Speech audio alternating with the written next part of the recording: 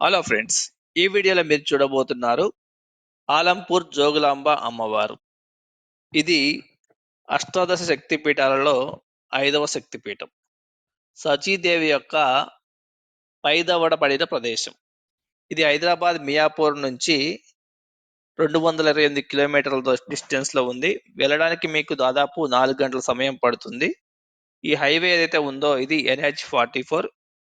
Highway అయితే చాలా మంచిగా ఉంది. మనం హ్యాపీగా కార్లో వెళ్ళవచ్చు, ఎటువంటి డిస్టర్బెన్స్ లేదు.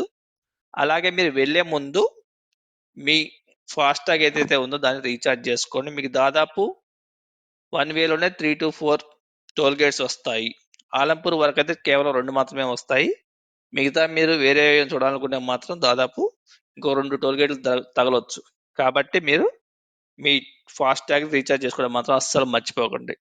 ఇలా మీరు హైవేలో వెళ్తూ వెళ్తూ ఉంటే మీరు దాదాపు దగ్గరకు వచ్చిన తర్వాత, అంటే ఆలంపూర్ రోడ్డుకి దగ్గరకు వచ్చిన తర్వాత మీకు హైవే పక్కన ఒక ఆర్చ్ కనిపిస్తుంది. అంటే జోగులాంబ అమ్మవారి ఆలయానికి వెళ్ళడానికి దారి అని చూపిస్తుంది అనమాట.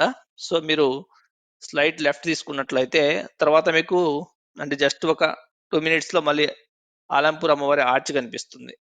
అలా దాంట్లోకి వెళ్ళిపోయిన తర్వాత మళ్ళీ మీకు ఇంకో ఆర్చ్ వస్తుంది. ఇలా మీకు 2-3 ఆర్చ్లు వస్తూ ఉంటాయి. అలాగే మీకు ఈ వీడియోలో మీరు ఆలంపూర్ రైల్వే స్టేషన్ యొక్క ఇంకా అది నిర్మాణం జరుగుతున్నట్టుగా ఉంది. అది కూడా మీరు ఇక్కడ చూడవచ్చు.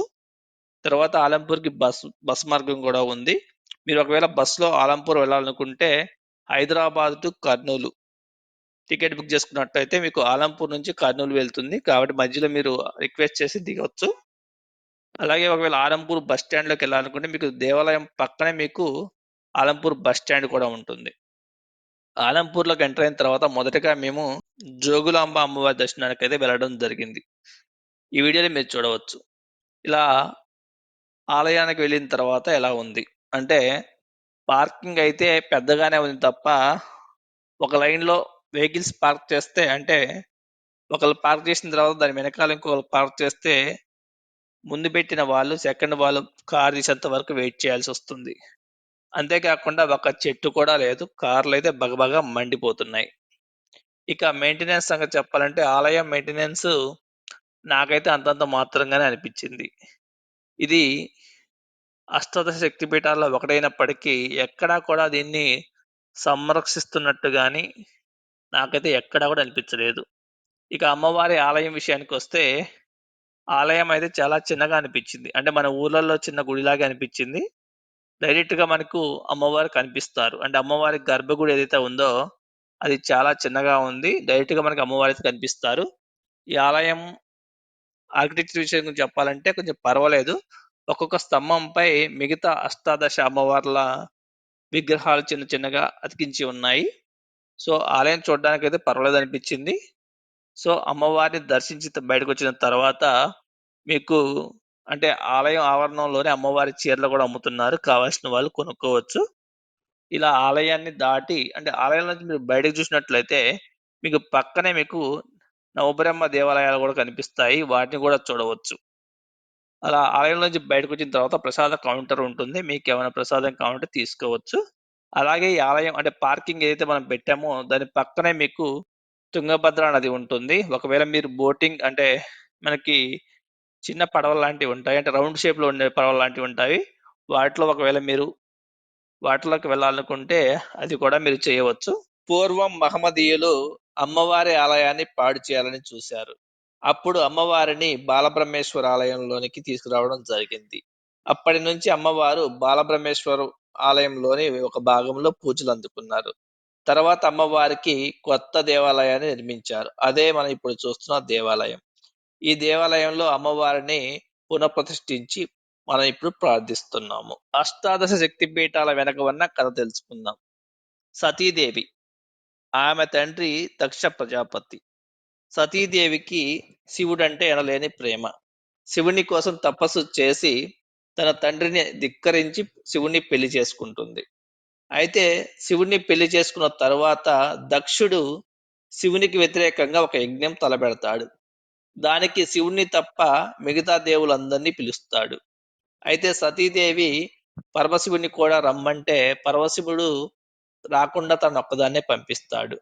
అలా సతీదేవి తన పుట్టింటికి వెళ్ళినప్పుడు అక్కడ ఎవరు కూడా తనని పట్టించుకోపోగా తన భర్త అయిన శివుణ్ణి దూషిస్తారు. దానితో సతీదేవి దుఃఖంతో ఆ యజ్ఞగుండంలోకి ప్రవేశిస్తుంది. అలా ఆమె చనిపోతుంది. శివుడు కోపంతో దక్షుణ్ణి కూడా చంపేస్తాడు.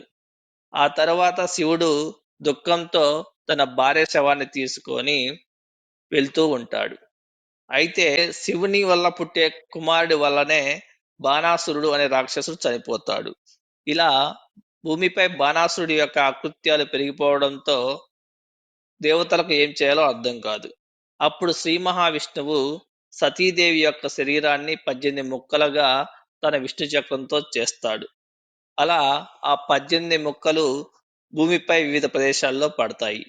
అలా ఆ 18 శరీర భాగాలు పడిన ప్రదేశాలే ఇప్పుడు మనం చెప్పుకుంటున్నటువంటి అష్టాదశ శక్తి పీఠాలు. అలా అమ్మవారి పైదవడ పడిన ప్రదేశమే ఈ 5వ శక్తి పీఠం జోగులాంబ అమ్మవారు. ఆలంపూర్ జోగులాంబ అమ్మవారి విగ్రహానికి ఒక ప్రత్యేకత ఉంది. అమ్మవారి శిరోజాలు అంటే జుట్టు ఏదైతే ఉందో అది గాలిలో ఎగురుతూ ఉంటుంది. అమ్మవారు ఒక శవంపై కూర్చొని ఉంటారు.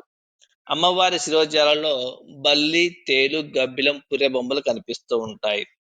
వీటి అర్థం ఏంటంటే మన ఇంట్లో జీవకళ తగ్గిపోయినప్పుడు మొదటగా ఇంట్లో బల్లులు కనిపిస్తాయట. తర్వాత తేళ్లు, తర్వాత గబ్బిలాలు, తర్వాత ఇంట్లో మరణం సంభవిస్తుందని వీటి యొక్క అర్థమని చెబుతారు. అమ్మవారిని ప్రార్థిస్తే ఇంటిలోని వాస్తు దోషాలు తగ్గిపోతాయని చెప్తారు. ఇది అమ్మవారి విగ్రహం యొక్క ప్రత్యేకత.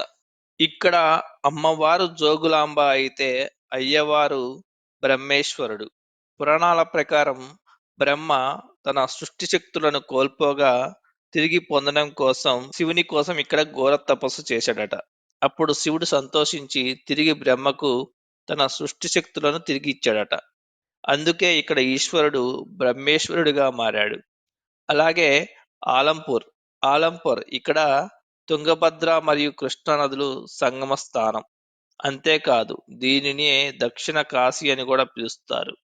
శ్రీశైలానికి ఉన్న 4 ద్వారాలలో ఆలంపూర్ పశ్చిమ ద్వారంగా కూడా పరిగణించబడుతుంది.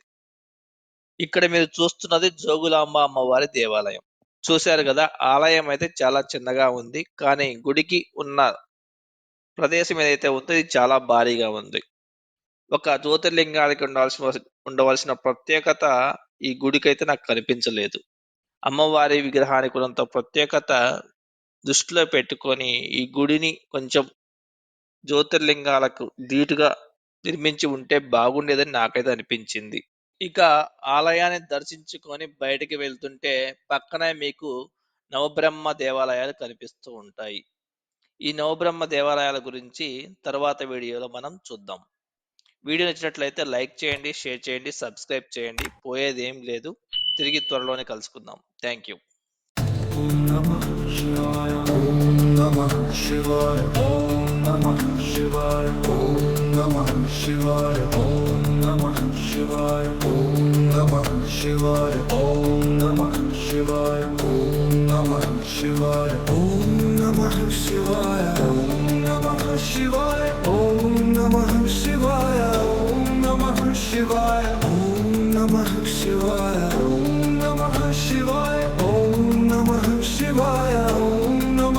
Shivaya.